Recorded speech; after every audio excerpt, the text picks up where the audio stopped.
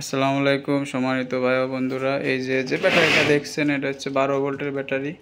কিছুক্ষণ আগে যে ব্যাটারিটা আমি রেডি করতেছিলাম ওইটার বক্সের সিস্টেমটা হবে এরকম, 12 ভোল্ট 110 এম্পিয়ার ডালি ব্র্যান্ডের বিএমএস দিয়ে তৈরি করা।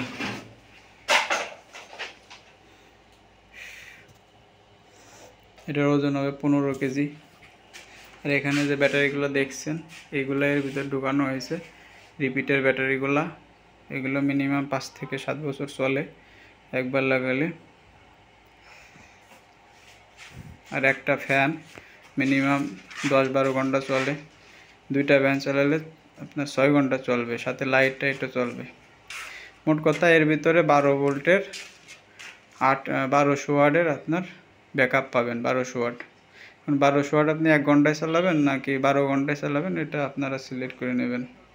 এটা আইপিএস, ইউপিএস, গাড়ির ব্যাটারি হিসেবে ব্যবহার করতে পারেন, বিভিন্নভাবে ব্যবহার করা যায়। যাদের লাগবে আমার সাথে যোগাযোগ করতে পারেন। খুদা হাফেজ, আসসালামু আলাইকুম।